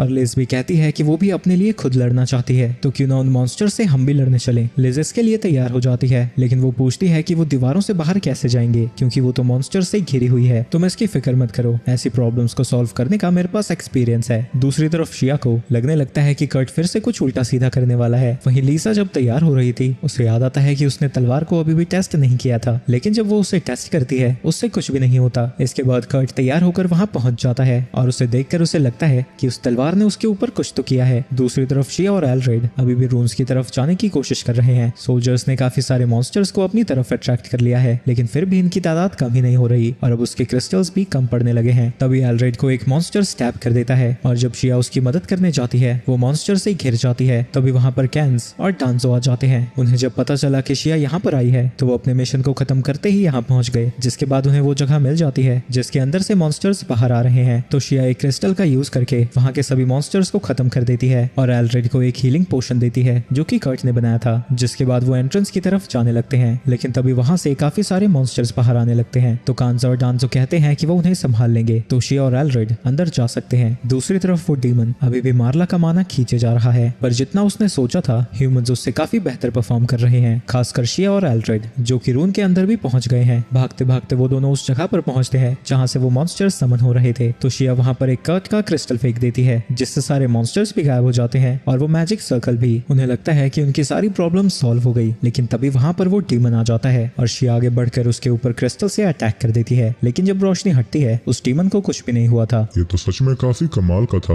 अगर मेरे पास इन्फिनाइट लाइफ्स नहीं होती तो मैं भी खत्म हो गया होता। इसके बाद अटैक करने की एल्ड्रेड की बारी थी, लेकिन वो उसके अटैक को डॉज तक नहीं करता और बड़ी ही जल्दी हील भी हो जाता है। इसके बाद वो डीमन उन्हें उनके साथियों को दिखाता है। तुम्हारे साथी जल्दी हार जाएंगे और वो प्रिंसेस भी मारी जाएगी। जो 3 चपड़गन जो तुम्हारी मदद करने आए हैं वो भी नहीं बचने वाले। जिसके बाद वो और भी ज्यादा डीमंस को समन करने लगता है। तभी शिया और एल्ड्रेड उसके सर और दिल पर अटैक करते हैं, लेकिन वो डीमन इससे भी खुद को हील कर लेता है। दूसरी तरफ हम मार्ला को देखते हैं जिसे अब भूख लगने लगी थी और वो सोचने लगती है कि काश उसे कर्ट का बनाया हुआ खाना मिल जाता। तभी उसे कर्ट की आवाज आने लगती है। पहले तो उसे लगता है कि ये सब उसका वहम होगा, लेकिन तभी नीचे से वहां कर्ट आता है और उसे लगता है कि उसे प्रिंसेस को मारने के प्लान के बारे में पता लग गया होगा और उसे ये भी पता होगा कि वो भी उसमें शामिल है, इसलिए वो प्रिंसेस को यहाँ लेकर आया है ताकि वो उसके मन को बदल सके। कर्ट लीजा को बताता है कि वो उसे पहले से ही जानता है और इसके उसके ऊपर बहुत ज्यादा एहसान है। मार्ला बताती है कि उसे पोलन चर्च से निकाल दिया गया है, क्या इसलिए आप लीजा के पीछे पड़े हो? मार्ला कहती है कि वो तो सब जानता है और उसे इस काम पर चर्च के बिशप ट्रिस्टन ने लगाया है, तो क्या आप इसलिए अपना गुस्सा निकालने के लिए यहाँ वहाँ ग्राफिटी बना रहे थे? मार्ला को समझ नहीं आता कि वो क्या कह रहा है, यहाँ तक कि लीजा भी कंफ्यूज हो रखी थी, लेकिन वो उसके लिए गुस्सा कर रहा था। तो लीजा को ये देखकर बहुत अच्छा लगता है। क्या आपने शिया को देखा है? मार्ला को नहीं पता था कि ये शिया है कौन, लेकिन उसने 2 एडवेंचरर्स को ऊपर जरूर देखा था। ये बताने के लिए वो उसका शुक्रिया अदा करता है और वहां से जाने लगता है क्योंकि उसे लगता है कि वो मैजिक सर्कल बस कोई ड्राइंग है। पर लीजा उसे समझाती है कि वो यहाँ रहकर इस सर्कल को साफ करे और वो खुद शिया की मदद करने जाएगी। ये सब देखकर मार्ला को लग रहा था कि ये लड़का कितना गधा है, लेकिन वो एक ही झटके में सर्कल को साफ भी कर रहा था, जो देखकर वो हैरान हो जाती है। दूसरी तरफ फाइट के दौरान वो डीमन लॉर्ड उनके अटैक को डॉज करता है, जो देखकर शिया को लगता लगता है कि वो अब हील नहीं हो सकता और वो उसके ऊपर क्रिस्टल से अटैक करने वाली थी, लेकिन वो उसके क्रिस्टल को नीचे गिरा देता है। तभी वहां पर लीजा आ जाती है और उसे देखते ही डीमन उसके ऊपर अटैक कर देता है, जिसकी वजह से वो मरकर नीचे गिर जाती है। ये सब देखकर वो डीमन हंसने लगता है और कहता है कि अगर वो टाउन में रहती तो ज्यादा सेफ रहती। लेकिन तभी वहां पर फिर से लीजा आती है और वो डीमन देखता है कि जिसे उसने मारा था वो असल में एक इल्यूजन था। ये कैसे हो सकता है? उसकी प्रेजेंस, स्मेल, सब कुछ सेम था। लीजा कहती है कि वो सब कुछ इस स्वॉर्ड ऑफ कंफ्यूजन का कमाल था जिसे कि एटलियर मास्टर ने बनाया है। वो डीमन फिर से उसके ऊपर अटैक करता है, लेकिन इस बार भी वो एक इल्यूजन ही था। जिसके बाद लीजा अपनी तलवार से उस क्रिस्टल को तोड़ देती है और फिर से वहां पर रोशनी होने लगती है, जिसकी वजह से वो डीमन जोर से चिल्लाता है, जो कि कर्ट तक भी पहुंच जाती है। डीमन लॉर्ड के मरने के बाद जितने भी उसने डीमन समन किए थे वो गायब होने लगते हैं। दूसरी तरफ कर्ट ने मैजिक सर्कल को साफ कर दिया था और वो मार्ला को कुछ खाने देता है। उसे लगता है कि ये भी वो खाएगी तो उल्टी ही कर देगी, लेकिन वो इस बात से खुश थी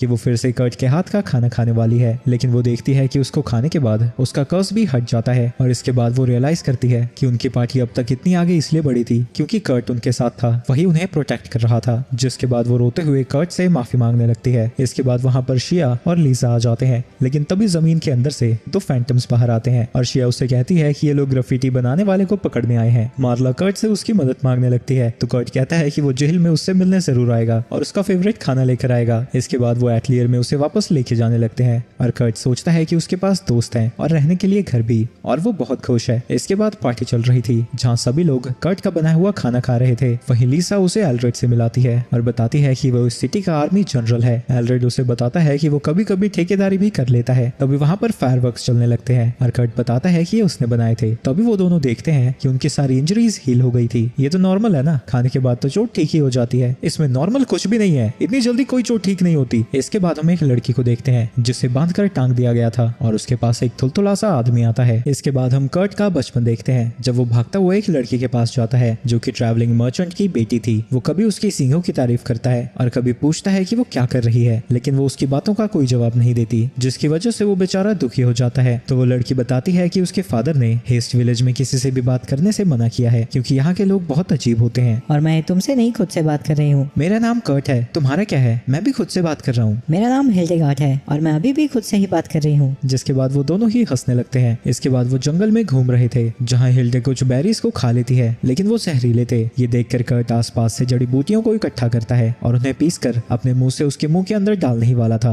लेकिन तभी शिया उसे जगा देती है। वहीं वो सब लोग किसी और विलेज में जा रहे हैं जहाँ की उन्हें बुलाया गया है। वहाँ पहुँचने पर एक बूढ़ा उसे बताता है कि यहाँ पर पानी खत्म हो गया है, उनके पास वाले विलेज में ही पानी का रिजर्वोयर है, लेकिन वो मांगने पर भी उन्हें नहीं दे रहे, इसलिए विलेज वालों ने उन्हें बुलाया है। शिया डांजो से बाकी लोगों के बारे में पूछती है तो वो बताता है कि वो पहाड़ के ऊपर है जहाँ वो बर्ड्स को देख रहे हैं। इसके बाद शिया दूसरे विलेज में जाती है, लेकिन वहाँ उसे पता लगता है कि उनके पास भी पानी खत्म होने वाला है। तभी वहाँ भागे भागे कुछ लोग आते हैं और वो पहाड़ के ऊपर कुछ दिखाना चाहते थे। जब शिया वहाँ पहुँचती है वो वहाँ पर एक बहुत बड़ी झील देखती है जो कि पहले वहाँ मौजूद नहीं थी। तभी वहाँ कर्ट आता है और बताता है कि बर्ड्स प्यासी थी तो उसने यहाँ पर जमीन खोद कर पानी निकाल दिया। तभी वहाँ पर विलेजर्स आते हैं और शिया का शुक्रिया अदा करने लगते हैं। वहीं इस गधे को लग रहा था कि शिया ने इतनी जल्दी विलेजर्स की प्रॉब्लम भी सॉल्व कर दी। इसके बाद वो वहाँ से वापस जाने लगते हैं और विलेजर्स ने पेमेंट के तौर पर उन्हें कुछ एग्स दिए हैं। वहीं लीजा टाइकॉन के लॉर्ड से मिलने गई है उस मॉन्स्टर वाले इंसिडेंट की रिपोर्ट देने। वहीं मार्ग्रेव टाइकॉन की अथॉरिटी एक ड्यूक के बराबर है। उनके संबंध रॉयल फैमिली और गुरु मार्क दोनों से ही है और इसलिए वो अपनी पावर्स बढ़ाने के लिए लीजा को अपनी साइड करना चाहते हैं। मैंने सुना है कि आपने ऐसे क्रिस्टल यूज किए जो कि 500 मीटर्स में सारे मॉन्स्टर को खत्म कर देते हैं। अच्छा,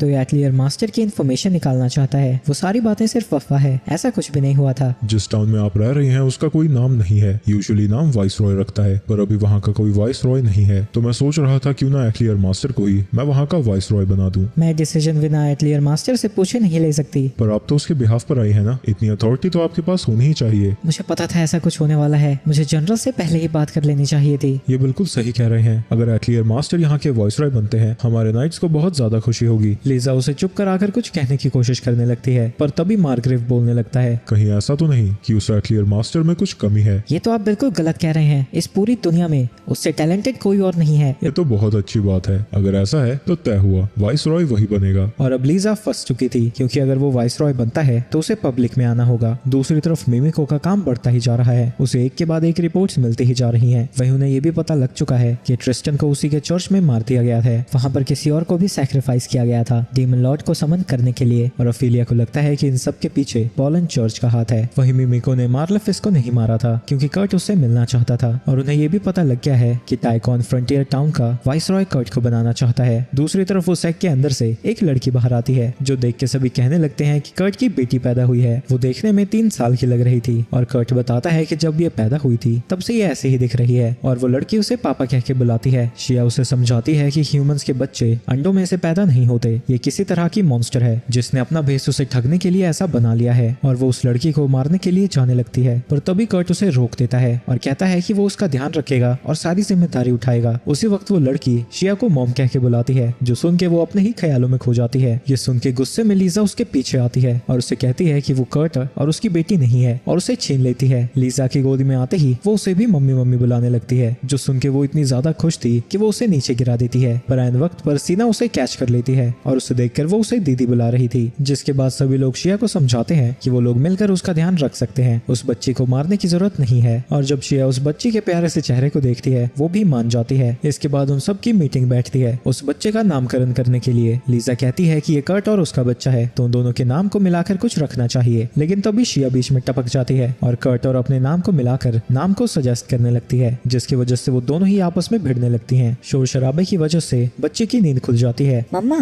क्या आप दोनों लड़ रहे हो? ये सुन के वो दोनों कहती हैं कि ऐसा कुछ भी नहीं है, वो तो बस बात कर रहे थे। कर्ट देखता है कि उसकी वजह से यहाँ पर कोई भी नहीं लड़ रहा था तो वो उसका नाम अखूरी रखने का डिसाइड करता है, जिसका मतलब ऐसी लाइन है जो उन तीनों को जोड़ती है। आगे रात को वो सब सो रहे थे तभी वहाँ पर एक फैंटम का मेंबर आता है जिससे शिया अखूरी के बाल और सलाइवा सैंपल देती है ताकि मिमी को पता कर पाए कि ये लड़की है क्या। अगले दिन कर्ट ने अखूरी के लिए घर बना दिया था। इसमें कोई भी खिड़की नहीं है और चारों तरफ मित्रल लगा है। ये एक तरह से उस लड़की के लिए केज है और इसे बाहर से खोला नहीं जा सकता। इसे शिया ने कर्ट से बनवाया है। वो पूरी जांच किए बिना कोई भी रिस्क नहीं लेना चाहती थी और इसलिए उसने लीजा को भी अखूरी से मिलने के लिए मना कर दिया है। इसके बाद वो सीना के साथ उसे छोड़कर कुछ काम करने के लिए वहाँ से निकल जाते हैं, लेकिन तभी उन्हें अखूरी की आवाज आती है और वो लोग देखते हैं कि वो कार्ट में पहले से ही बैठी हुई थी और पूछने पर वो बताती है कि वो वुश करके यहाँ पर आ गई। जो सुन के वो दोनों ही कंफ्यूज हो जाते हैं। तभी वहाँ पर एक फैंटम का मेंबर आ जाता है, लेकिन कर्ट को वहाँ पर देखकर वो अपने भेस को बदल लेती है। शिया बहाना बनाती है कि वो लड़की भी फ्रंटियर टाउन जा रही है और वो उससे कहने जा रही है कि वो बाकी लोगों को बता दे कि अखूरी उनके पास है। वहीं जब वो उससे बात कर रही थी कर्ट सोचने लगता है कि कहीं वो अपने स्वार्थ के लिए बाकी लोगों की जान खतरे में तो नहीं डाल रहा। अगर ये लड़की सच में मॉन्स्टर निकली तो वो कुछ भी नहीं कर पाएगा। उसे परेशान देखकर अखूरी पापा बुलाकर उससे पूछती है क्या हुआ। तभी वहाँ पर शिया आ जाती है और कहती है कि उन्हें नहीं पता फ्यूचर में क्या होगा, तो बस उन्हें कोशिश करनी है, जो भी हो अच्छा हो। तभी वहाँ पर एक बूढ़ा आदमी आता है। हीरो और हीरो की सर्वेंट यहाँ पर दोनों मौजूद हैं। तुम्हें डीमन लॉर्ड को हराना होगा। ये सुन के कर्ट और अखीरी दोनों ही कहते हैं वो ऐसा जरूर करेंगे और शिया अभी भी कंफ्यूज है कि यहाँ हो क्या रहा है। तभी उस बूढ़े आदमी की बेटी वहाँ पर आती है और बताती है कि इन्हें एक डरावनी प्रॉफिट करने वाला आदमी बनना था और इसलिए वो अजीब अजीब सी बातें करते रहते हैं। रिक्वेस्ट उसी ने भेजी थी,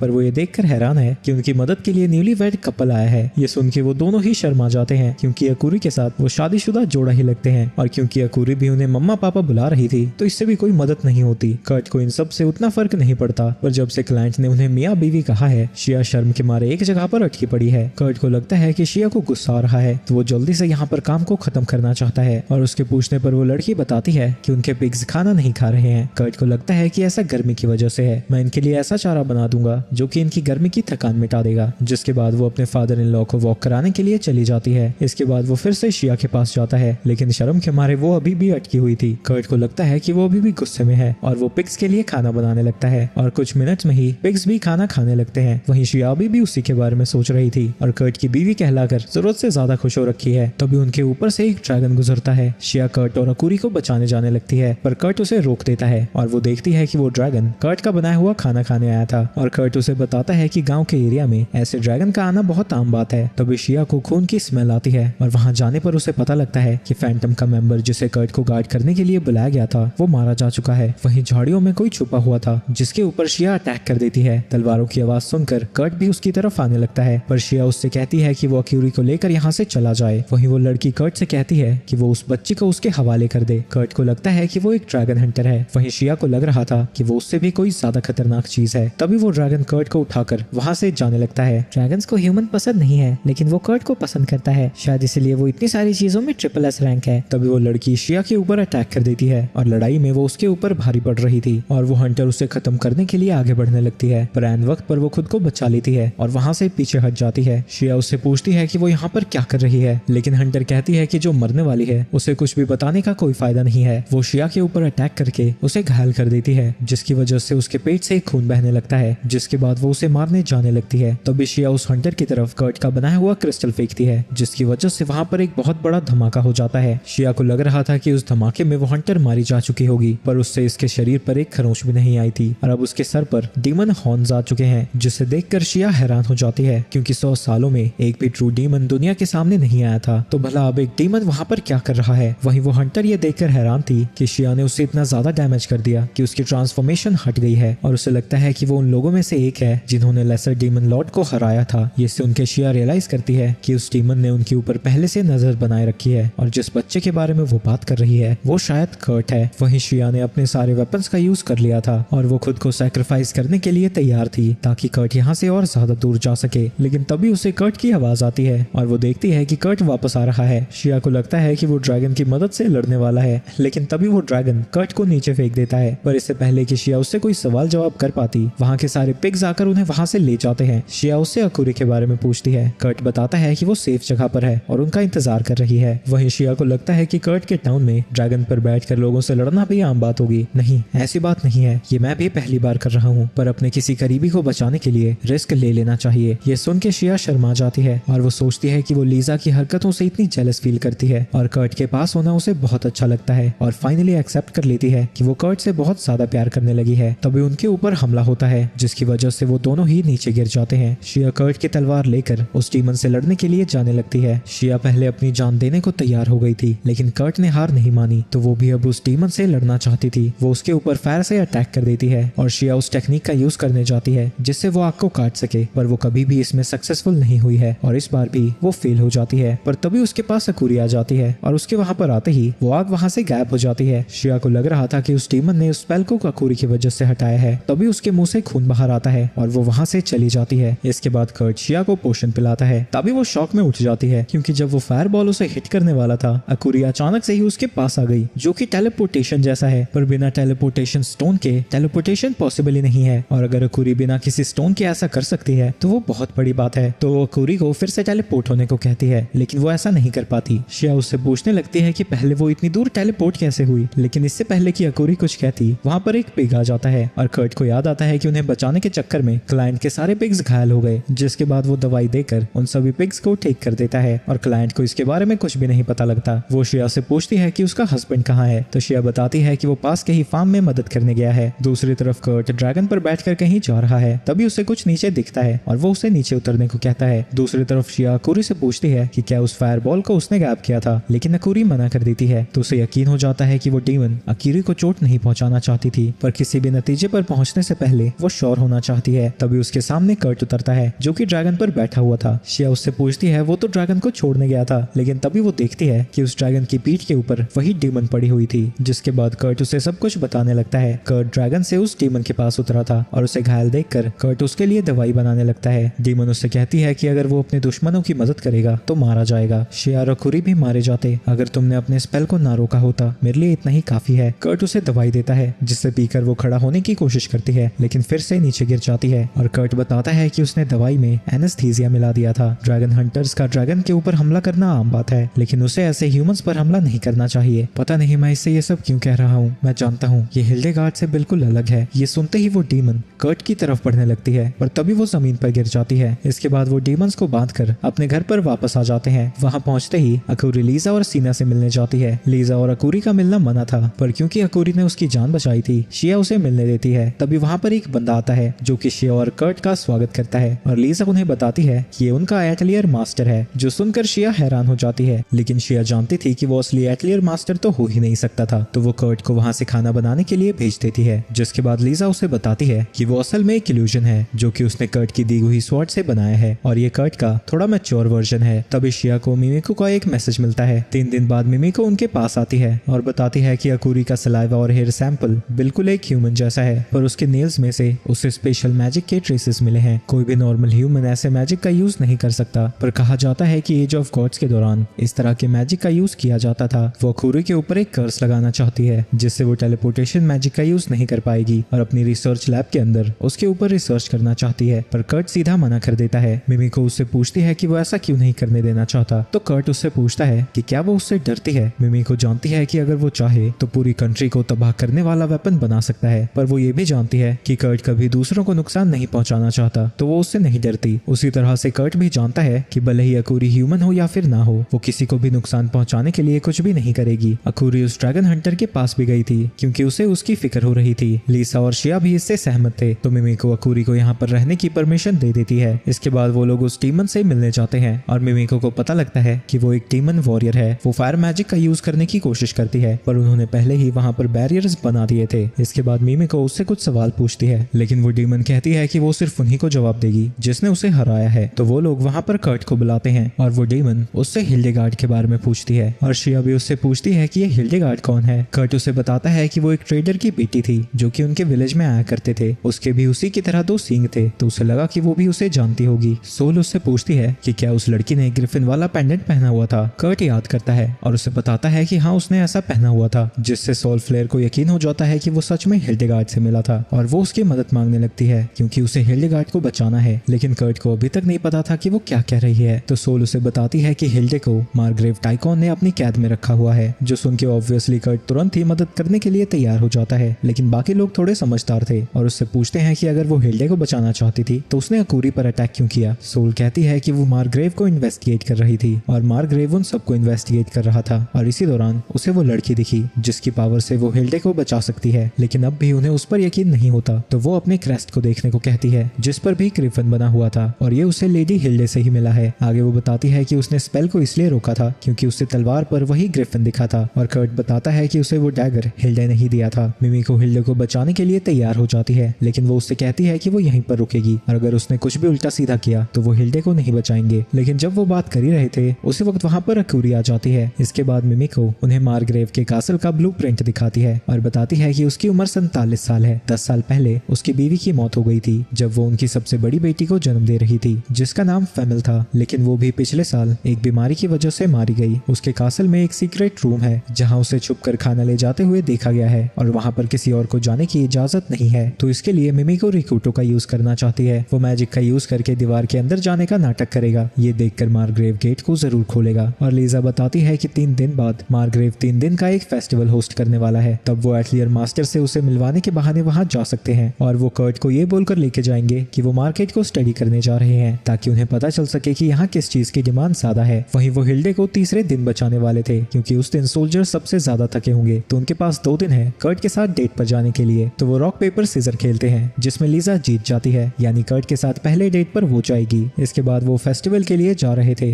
लेकिन बात करते करते रिक्रूटो कह देता है कि वो रॉयल फैमिली का है, जो सुन के कर्ट हैरान हो जाता है और रिक्रूटो उससे कहता है कि वो इस बात को सीक्रेट रखे। इसके बाद वो फेस्टिवल में मार्केट घूम रहे थे जहाँ लीजा उन्हें एक नेशन की स्पेशल ड्रिंक दिखाती है जो कि वो अकूरी के लिए भी ले लेता है। कर्ट को अपनी ड्रिंक बहुत ज्यादा पसंद आती है, तो लीजा उसे अपनी ड्रिंक भी ट्राई करने को कहती है और जब वो उसे पीने लगता है उसके मन में इनडायरेक्ट किसी के ख्याल घूमने लगते हैं और जब कर्ट उसे वो ड्रिंक वापस करता है वो उस जगह को खा ही जाती है जहाँ उसके लिप्स ने टच किया था और पीने के बाद उसके खोल को अपने बैग में रख लेती है, जिसके साथ वो घर में पता नहीं क्या क्या करने वाली थी। इसके बाद वो फेस्टिवल में घूमते जाते हैं जहाँ लीजा डिसाइड करती है कि आज वो कर्ट को अपने दिल की बात बता ही देगी। फेस्टिवल घूमते घूमते शाम हो जाती है और लीजा अपने प्यार का इजहार करने ही वाली थी, लेकिन तभी वो देखती है कि कर्ट मार्ग्रेव के कासल के बाहर दुखी खड़ा था और उसके पूछने पर कर्ट बताता है कि उसे यकीन है कि वो लोग हिल्डे को बचा लेंगे, बस उसे इस बात का दुख है कि वो कुछ भी नहीं कर सकता। लीज उससे कहना चाहते थे कि वो यहाँ तक इसलिए पहुंचे हैं क्योंकि कर्ट ने ही सारा काम किया है, लेकिन उसे पता है कि ऐसा कहने पर भी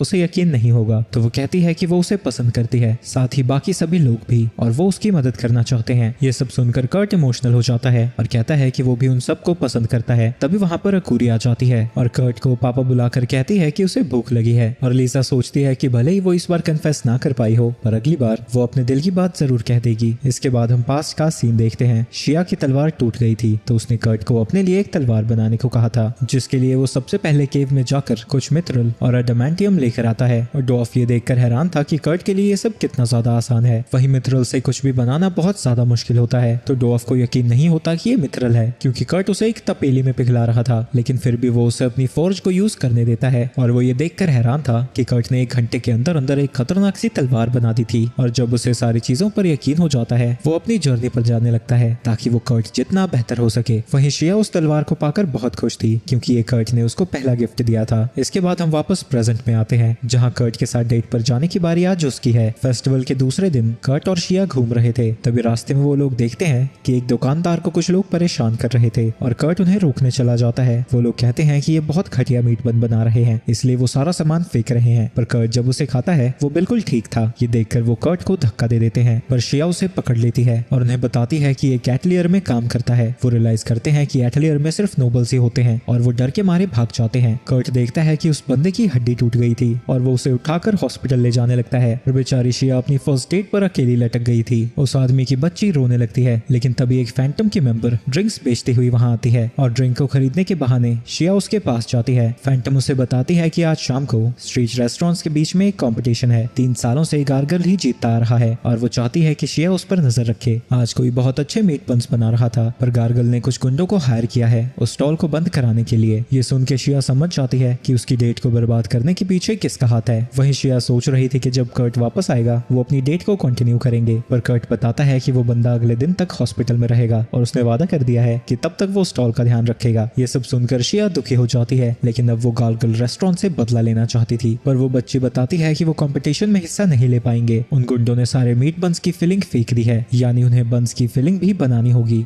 कर्ट शिया को कुछ सामान लाने को कहता है, जिस दौरान वो यहाँ पर खड्डा खोदने वाला था, पर शिया उसे बताती है कि यहाँ पर कुछ भी खोदने के लिए उसे परमिशन लेनी होगी। दूसरी तरफ जजेस गार्गल रेस्टोरेंट का खाना ट्राई करते हैं और उन्हें लगने लगता है कि इस बार भी वही जीतेगा। तभी वो देखते हैं कि उनके आसपास के सभी लोग मीट बंस खा रहे थे, जो देखकर गार्गल हैरान हो जाता है क्योंकि उन्होंने उसकी शॉप को तो तोड़ दिया था। और वहां पर जाने पर वो देखता है कि वहां तो भीड़ लगी पड़ी है और उसके बगल में ही एक फुट स्पा खुल रखा है। उसे समझ नहीं आता कि ये सब हो क्या रहा है, क्योंकि दोपहर तक तो यहाँ पर कुछ भी नहीं था। उनके आसपास के सभी लोग बंस की तारीफ करने लगते हैं और गार्गल पैनिक कर जाता है। वो जजेस को कन्विंस करने की कोशिश करता है कि वो बंस में मीट सड़ा होगा क्योंकि उनका रंग पूरा काला है, लेकिन तभी लूना उसे रोक देती है और जजेस के लिए एक प्लेट बंस लेकर आती है। इसके बाद जब जजेस उसे ट्राई करते हैं उन्हें भी वो मीट बन बहुत ज्यादा पसंद आते हैं। गार्गल को यकीन नहीं होता कि इतने टेस्टी बंस कैसे हो सकते हैं, तो वो खुद भी उसे ट्राई करता है और खाने के बाद वो सीधा स्वर्ग में पहुंच जाता है। जजेस उससे पूछते हैं कि बंस को इतना सॉफ्ट बनाने के लिए वो क्या कर रहे हैं। शिया उसे बताती है कि वो लोग पानी में बेकिंग सोडा डाल रहे हैं और वो गर्म पानी सीधा स्प्रिंग से निकाल रहे हैं। ये सुन के गार्गल गुस्सा हो जाता है और कहता है कि वो झूठ बोल रही है क्योंकि यहाँ पर तो कोई स्प्रिंग है ही नहीं। तो शिया उसे बताती है कि शॉप के टेम्पररी ओनर ने उसे अभी अभी खोदा है, लेकिन गार्गल को अभी भी यकीन नहीं हो रहा था। पर शिया उसे बताती है कि वो टेम्पररी ओनर एटलियर मास्टर का एक एम्प्लॉय है, तो उसे इनकी बातों पर यकीन होने लगता है। तभी वो कहता है कि वो टाइकॉन की जगह पर बिना उसकी परमिशन के कुछ भी खुदाई नहीं कर सकते हैं और इसीलिए वो इस कंपटीशन को नहीं जीत सकते। लेकिन शिया को यह सब पहले से ही पता था, इसलिए उसने लीजा को टाइकॉन से डायरेक्टली परमिशन लेने के लिए भेज दिया था और इस परमिशन के बदले उन्हें बस इस स्प्रिंग को सिटी के हवाले करना था। कोई ऑप्शन ना देखकर वो जजेस को रिश्वत देने लगता है, पर वो सीधा उसे मना कर देते हैं क्योंकि वो मीट बंस बहुत ज्यादा टेस्टी थे। तभी गार्गल एक गली में अपने गुंडों को देखता है। वो उनसे कहता है कि वो जल्दी से जाकर शॉप को डिस्ट्रॉय कर दें और अगर वो जेल में भी चले जाते हैं वो उन्हें बाहर निकलवा देगा। लेकिन उसके इतना कहते ही वो सारे गुंडे गायब हो जाते हैं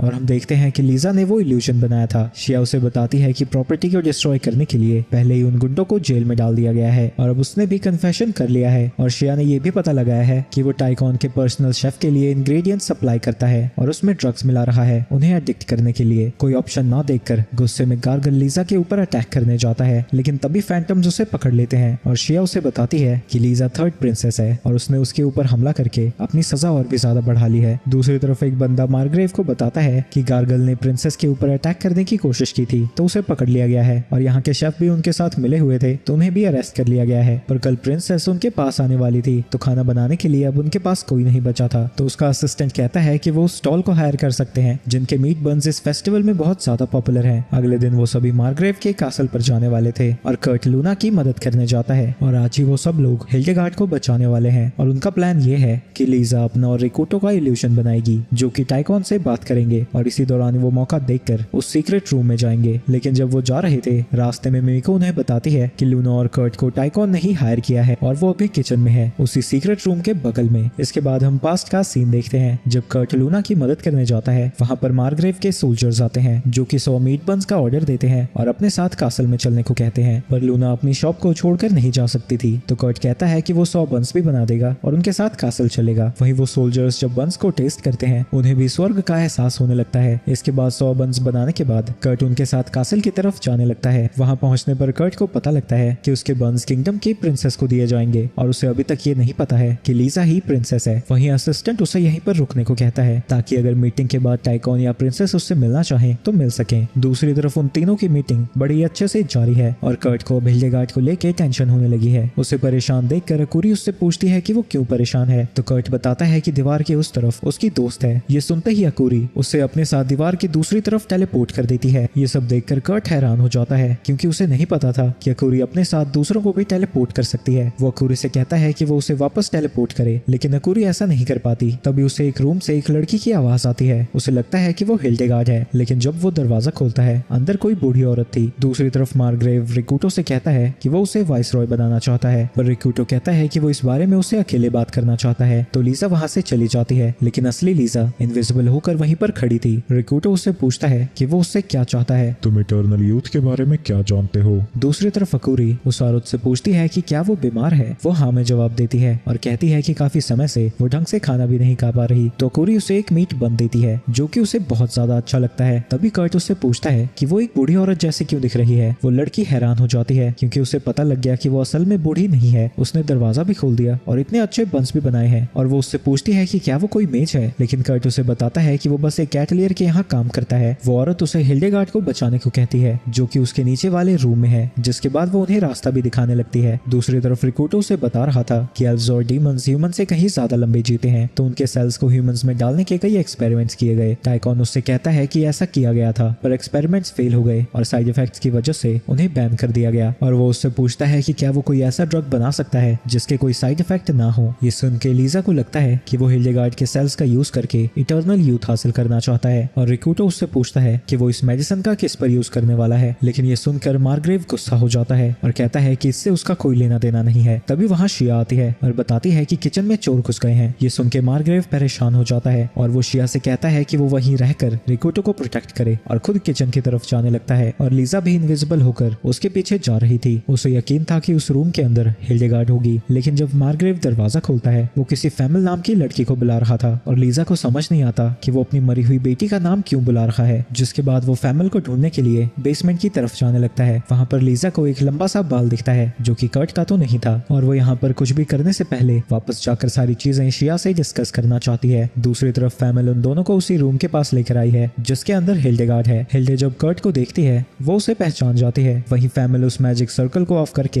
हिल्डेगार्ड को नीचे उतार देती है। वहीं कर्ट जब उसके पास जाता है वो नोटिस करता है कि वो बिल्कुल 10 साल पहले जैसी दिख रही है। इतना सुनते ही हिल्डे उसके मुंह पर मुक्का मार देती है क्योंकि ये सारी उसी की गलती है। जो दवाई कर्ट ने उसे खिलाई थी उसकी वजह से वो बड़ी ही नहीं हो रही। कर्ट उससे माफी मांगने लगता है और कहता है कि उसने शायद रेनबो फ्लावर्स ज्यादा मिला दिए थे। वहीं उसे कुटाई खाता हुआ देखकर अकूरी उससे कहती है कि वो उसके पापा को ना मारे, जो सुन के वो और भी ज्यादा गुस्सा हो जाती है। पर कर्ट उसे समझाता है कि वो गलत समझ रही है, ये एक वाटर फ्लो एग से पैदा हुई है। ये सुन के किसी को भी यकीन नहीं होता, पर हिल्डे ने देखा है कि उसकी विलेज में कैसी उटपटांग चीजें होती है, तो वो तुरंत मान जाती है। वहीं हिल्डे को बहुत ज्यादा भूख लगी थी और वो कर्ट से पूछती है कि क्या उसके पास कुछ खाने को है, लेकिन कर्ट बस एक हार्ड ब्रेड लेकर आया था, लेकिन वो जरूरत से ज्यादा हार्ड निकलता है और जब हिल्डे उसे काटने की कोशिश करती है वो नहीं काट पाती। फैमिल हिल्डे के पास आती है और उससे पूछती है कि क्या ये सच है कि उसकी इटर्नल यूथ कर्ट के बनाए हुए मेडिसिन की वजह से है। वो हाँ में जवाब देती है और कर्ट से पूछती है कि क्या वो सेम मेडिसिन फैमिल के लिए भी बना सकता है, पर कर्ट बताता है कि उसने तब से रेनबो फ्लावर्स नहीं देखे तो वो नहीं बना पाएगा। वहीं कर्ट को जब पता लगता है कि उसका नाम फैमिल है वो हैरान हो जाता है क्योंकि मार्ग्रेव की बेटी तो मर गई थी। फैमिल उसे बताती है कि उसकी बीमारी की वजह से उसके फादर ने सबको यही बताया है, जो सुन के कर्ट को लगता है कि फैमिल की बीमारी की वजह से बूढ़ा होता हुआ मार्ग्रेव नहीं देख पाया और उसने हिल्डे को किडनैप कर लिया, लेकिन उसे अभी भी नहीं पता था कि उसका गोल क्या है। तभी उसे याद आता है कि कांस ने उससे कहा था कि कुछ लोग अजीबोगरीब चीजों में इंटरेस्टेड होते हैं। तभी वहाँ पर मार्ग्रेव आ जाता है और उसे लग रहा था कि कर्ट ही चोर है, पर कर्ट उसे बताता है कि वो चोर नहीं है। इसके बाद वो अपने 3000 प्लस IQ का यूज करता है। आप ये जो कर रहे हैं वो गलत है। आप अपनी बेटी को बड़ा होते हुए नहीं देख पाए, इसलिए आपने सबको ऐसा कह दिया कि उसकी मौत हो गई, और गुस्से में फैमिल ने ऐसी दवाई पी ली जिससे वो बूढ़ी दिखने लगी, और इसलिए आपने हिल्डेगार्ड को किडनैप कर लिया जो कि कभी बड़ी नहीं होती। वहीं उसकी बकवास को सुनकर वो दोनों समझ जाती है कि कर्ट को कुछ भी समझ नहीं आया है। तभी कर्ट मार्ग्रेव से कहता है कि वो बच्चों की तरफ अट्रैक्ट होता है। तभी मार्ग्रेव भड़क जाता है। उसने बहुत सारी उल्टी सीधी चीजें की हैं, पर वो सब कुछ उसने अपनी बेटी के लिए किया था। वो जो बकवास मार रहा है उसके जैसा कुछ भी नहीं है। लेकिन कर्ट की कहानी की ट्रेन निकल चुकी थी और वो कुछ भी नहीं सुनता। वो मार्ग्रेव को सुधारने के लिए उसे याद करने को कहता है कि जब फैमिल पैदा हुई थी वो उससे कितना प्यार करता था। मार्ग्रेव कहता है कि वो और उसकी बीवी फैमिल से बहुत प्यार करते थे और उसकी बीवी के जाने के बाद उसने कसम खाई थी कि वो फैमिल के लिए सब कुछ करेगा। तब हिल्डे कर्ट को को शॉक देती है और उसे कहती है कि वो फालतू में चीजों को कॉम्प्लिकेट कर रहा है और हिल्डे फैमिल से पूछती है कि अब भी वो ये करना चाहती है। फैमिल कहती है कि वो अपने फादर से प्यार करती है लेकिन तब भी वो चाहती है कि वो टाइकॉन को मार दे। ये सुनते ही टाइकॉन वहाँ से भाग जाता है लेकिन बाहर आते ही उसे सामने लीजा दिख जाती है जो समझ गई थी कि उसकी बेटी को एजिंग डिजीज है और उसे ठीक करने के लिए वो हिल्डेगार्ड का यूज करना चाहता था। मार्ग्रेव कहता है कि जो भी उसने अब तक किया है वो अपनी बेटी की एजिंग को रोकने के लिए किया है। उसने वो सब कुछ किया जो उस आदमी ने उससे करने को कहा था लेकिन फिर भी उसे इटर्नल यूथ नहीं मिला तो वो अपनी सोल को सैक्रिफाइस करके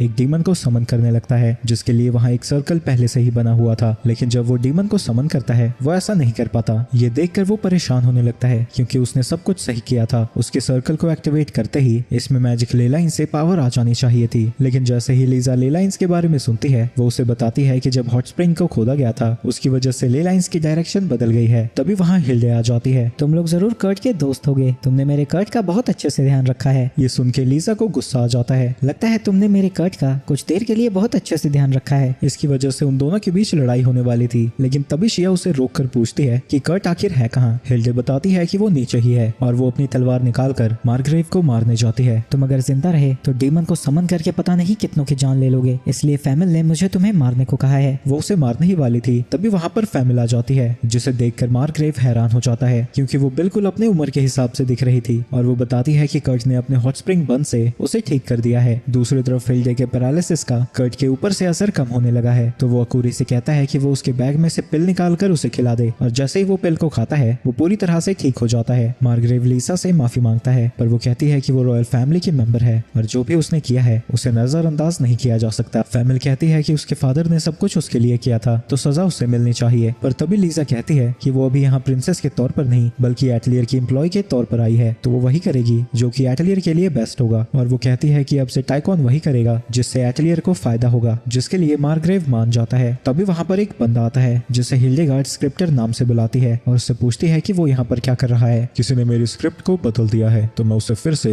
एडिट करने आया हूँ। वहीं लीजा और शिया को अभी तक नहीं पता था कि वो है कौन तो मार्ग्रेव बताता है कि ये वही डीमन है जो कि हिल्डे को उसके पास छोड़कर गया था और डीमन को समन करना सिखाया। वहीं स्क्रिप्टर को लगा था कि जब हिल्डे के फॉलोअर्स को पता लगेगा कि वो मार्ग्रेव के कैद में है वो उसके कासल के ऊपर हमला कर देंगे पर हिल्डे कहती है कि उसने पहले ही अपने साथियों को बता दिया था कि वो ह्यूमंस के साथ कोई भी कॉन्फ्लिक्ट ना करें, इसलिए मैं इस आदमी से डीमन को समन करवाना चाहता था। पॉलन चर्च को इन्वेस्टिगेट करने का और थर्ड प्रिंसेस को मारने का प्लान भी मेरा फेल हो गया। जो मैंने स्पेल कास्ट किया था एजिंग वाला तुम लोगों ने वो भी हटा दिया। तुम सब आखिर ये सब कर कैसे पा रहे हो। ये सब सुन के मार्ग्रेव को गुस्सा आ जाता है और वो उसके ऊपर अटैक करता है पर स्क्रिप्टर एक शील्ड बनाकर खुद को बचा लेता है। इसके बाद शिया उसके ऊपर अटैक करती है जिसकी वजह से उसकी शील्ड टूट जाती है। उसकी तलवार को देखकर स्क्रिप्टर पहचान जाता है कि वो एक होली स्वॉर्ड है और अब कोई ऑप्शन ना देखकर स्क्रिप्टर एक बोतल खोलकर मैजिक सर्कल के ऊपर कुछ गिराता है। हिल्डे सभी को उसे रोकने को कहती है लेकिन तब तक काफी देर हो गई थी। उसने वो लिक्विड सर्कल के ऊपर गिरा दिया था और उसके एक्टिवेट होने के बाद वहाँ पर फिर से वही ग्रेटर डीमन आता है। शिया उससे पूछती है कि वो अभी तक जिंदा कैसे है। डीमन स्पिरिचुअल बीइंग होते हैं, हमें मारना बहुत मुश्किल है पर हमारी पिछली लड़ाई में तुमने मेरी सेंचुरीज का इकट्ठा किया हुआ माना खत्म कर दिया। वहीं जब डीमन का ध्यान बटा हुआ था लीजा अपनी मैजिक स्वॉर्ड को यूज करने जाती है लेकिन उसे पहले से ही पता था कि वो क्या कर सकती है तो वो उसकी स्वॉर्ड को उसके हाथ से ही गिरा देता है। हिल्डे उसके ऊपर फायर बॉल से अटैक करती है और शिया अपनी होली स्वॉर्ड से उसके ऊपर अटैक करने जाती है और इसी दौरान लीजा लाइट मैजिक कास्ट कर रही थी लेकिन इससे पहले उनमें से कोई भी अपने अटैक को पूरा कर पाता। डीमन उन दोनों को एरो से ही शूट कर देता है। शिया को यकीन नहीं होता कि हिल्डे के अटैक से वो इतनी जल्दी रिकवर हो गया। इतने छोटे अटैक मेरे बैरियर को तोड़ने के लिए काफी नहीं है। यहाँ पर सिर्फ एक ही चीज मुझे घायल कर सकती थी और वो है वो होली स्वॉर्ड और अब तुम उसका यूज भी नहीं कर सकती। वो डीमन जानबूझकर उनके साथ खेल रहा था ताकि उनके दिमाग में उसका डर बढ़े जिसकी वजह से उसका माना फिर से रिस्टोर हो जाएगा। पर इसका मतलब ये है कि अगर लीजा और शिया उसके कॉन्फिडेंस को पूरी तरह से खत्म कर देते हैं तो वो भी गायब हो जाएगा और वो डीमन उन एरोस को मूव करके जानबूझकर उन्हें और तकलीफ देता रहता है। तभी वहाँ पर कर्ट आ जाता है और अपने सामने डीमन लॉर्ड को देखकर बहुत ही ज्यादा शांत है। एक डीमन लॉर्ड मैंने काफी समय से नहीं देखा, मुझे तो लगा था कि तुम लोग गायब हो गए। कहा जाता है कि डीमन लॉर्ड्स कॉकरोच की तरह होते हैं, अगर तुम्हें एक दिखे मतलब आसपास 100 और हैं। कर्ट को अपने विलेज में डीमन लॉर्ड्स को कितनी बारी भगाना पड़ा है तो उसके लिए वो डीमंस कीड़े मकोड़ों से ज्यादा कुछ भी नहीं है। ये सब सुनकर उस डीमन को गुस्सा आ जाता है और वो कर्ट के ऊपर फायर बॉल से अटैक करता है लेकिन जैसे ही वो उसे हिट करने वाला था अकूरी उसे टेलीपोर्ट करके उस डीमन को ही हिट कर देती है। लेकिन अब शिया जानती थी कि अकूरी को दोबारा टेलीपोर्टेशन यूज करने में टाइम लगेगा और वो डीमन फिर से कर्ट के ऊपर फायर बॉल से अटैक करता है तो शिया उसके आगे आ जाती है और फिर से उसी टेक्निक का यूज करती है जिसमें पहले वो फेल हो गई गई थी, लेकिन वो इस बार सक्सेसफुल होती है। मजाक कर रहा हूँ, इस बार भी वो फेल ही हो जाती है, लेकिन कर्ट के बनाए होली स्वॉर्ड की वजह से वो आग उस तलवार के अंदर अब्सॉर्ब हो जाती है। शिया को समझ नहीं आता कि यहाँ पर हो क्या रहा है, तो वो बस उस फायर को उस डीमन के ऊपर थ्रो करती है। उस आग की वजह से वो डीमन बुरी तरह से जलने लगता है। वो फिर से हारने वाला था, लेकिन जाने से पहले वो हिल्डे के ऊपर अटैक कर देता है। वो जाने से पहले उसे भी मारना चाहता था, लेकिन उसका हाथ ही टूटने लगता है, जो देखकर वो डीमन हैरान हो जाता है, क्योंकि उसके अटैक को रोकने लायक मजबूत कुछ भी नहीं होना चाहिए था। लेकिन तभी हिल्डे कर्ट का बनाया हुआ ब्रेड बाहर निकालती है। ये देखकर उस डीमन लॉर्ड की आंखें खुली की खुली रह जाती हैं। तुम आखिर हो कौन? कोई भी मित्रल से हार्ड ब्रेड कैसे बना सकता है? एक मिनट, कहीं तुम हेस्ट विलेज से तो नहीं हो? इतना सुनते ही डर के मारे वो डीमन राख में बदल जाता है, और उसके जाने के बाद कर्ट बाकी सबको बताता है कि उनके विलेज पर बहुत सारे डीमन लॉर्ड्स हमला करते रहते थे, तो उन्होंने उन्हें हराने का बहुत नए तरीके निकाले और सबको मार दिया। लेकिन तभी उस मैजिक सर्कल के बीचों बीच एक ब्लैक कलर का सर्कल आ जाता है और वो आसपास की सभी चीजों को खींच रहा था। हिल्डे बताती है कि जो लिक्विड स्क्रिप्टर ने इसके ऊपर गिराया था वो बिना सैक्रिफाइस के मैजिक सर्कल को एक्टिवेट कर सकता है, लेकिन जैसे ही सर्कल का काम खत्म होता है वो लिक्विड एनर्जी रिक्वायरमेंट को खत्म करने के लिए आसपास की चीजों को इकट्ठा करने लगता है। और हिल्डो को लगता है कि जिस तरह का डीमन समन किया गया था ये लिक्विड तब तक नहीं रुकेगा जब तक ये 100 सोल्स के बराबर एनर्जी को इकट्ठा नहीं कर लेता, और उसे रोकने का कोई भी तरीका नहीं है। तभी वहां पर मार्ग्रेव का असिस्टेंट आता है जो कि हॉट स्प्रिंग बंस को वहां पर डिलीवर करने आया था। तभी वो लिक्विड सारे हॉट स्प्रिंग बंस को खा जाता है और वहां से गायब हो जाता है। इसके बाद हम बंडाना को देखते हैं जो कि उसी असिस्टेंट से बात कर रही थी। वो उसे बता रही थी कि बंस खाना नहीं होते, उन्हें सैक्रिफाइस के सब्स्टिट्यूट के तौर पर बनाया गया था, इसलिए स्किन के अंदर मीट डाला जाता है और उनकी शेप इंसानों के सर जैसी बनाई जाती है ताकि इन्हें गॉड्स और डीमंस को ऑफर किया जा सके। पर समय के साथ वो खाने में बदल गए। अगर कोई वो बंस बना सकता है तो डीमन से कुछ भी करवा सकता है। असिस्टेंट रियलाइज करता है कि अगर कर्ट चाहे तो जितने मर्जी डीमंस को समन कर सकता है और उनसे जो चाहे करवा सकता है। आगे वो बंडाना को बताता है कि क्या हुआ था। मार्ग्रेव टाइकॉन ने सारी जनता को बता दिया कि फैमिल जिंदा है और मिमिको ने हिल्डेगार्ड और सोल फ्लेयर को इंटेरोगेट करके उन्हें वापस भेज दिया और वो बंस भी काफी फेमस हो गए। वहीं बंडाना सोच रही थी कि वो सही थी कि कर्ट और उस लड़की के बारे में उन्हें ज्यादा लोगों को पता नहीं लगने देना चाहिए, क्योंकि वो लड़की ग्रेट सेज की विच से लिंक्ड है। तभी वहां पर गोल नोवा आ जाता है। दूसरी तरफ मार्ग्रेव ने टाउन को बचाने के लिए उसे नाइट का टाइटल दे दिया है। वहीं कर्ट को लग रहा था कि वो इसके लायक बिल्कुल नहीं है, क्योंकि लीसा और यूलिशिया ने उस डीमन को हराया था। शिया को भी बैरनेस का टाइटल मिल गया है और एटलियर अब मार्ग्रेव टाइकॉन के प्रोटेक्शन में आता है। दूसरी तरफ हिल्डे और सोल फ्लेयर अपने घर को जा रहे हैं और हिल्डे कर्ट के दिए हुए गिफ्ट को देख रही थी। वो असल में उसे रेनबो फ्लावर देना चाहता था, पर वो अब एक्सटिंक्ट हो गए हैं, तो उसने हिल्डे के लिए ओरिहेल्कम से फूल बना दिया। कर्ट को लगता है कि ओरिहेल्कम से वुमन के लिए फूल बनाना बहुत कॉमन है, पर हिल्डे जानती है कि ओरिहेल्कम बहुत ज्यादा रेयर होते हैं और ये जरा भी कॉमन नहीं है। वहीं हिल्डे खुश थी क्योंकि 1200 साल में वो फिर से कर्ट से मिल पाई। एक सेकंड, कर्ट की उम्र 1200 साल से भी ज्यादा है, तो अगर इतने सालों में उसे दुनियादारी नहीं समझ में आ रही तो फ्यूचर में क्या आएगी भाई। दूसरी तरफ वो सभी लोग पार्टी कर रहे थे, लेकिन कर्ट देखता है कि एटलियर मास्टर कुछ भी नहीं खा रहा है। वहीं लीजा नहीं चाहती थी कि कर्ट खुद को बस एक काम वाला समझे, तो वो रिक्रूटर से उसे कहलवाती है कि वो काम से कहीं जा रहा है और तब तक वो ऑफिशियली यहाँ का एटलियर मास्टर होगा। ऑब्वियसली कर्ट को नहीं लगता कि वो इसके लायक है, लेकिन सब लोगों ने पहले ही इस पे प्लान बना लिया था और वो उससे कहते हैं कि ये बहुत कॉमन है, तो आखिर में कर्ट भी मान जाता है और ये सीरीज यहीं पर खत्म होती है।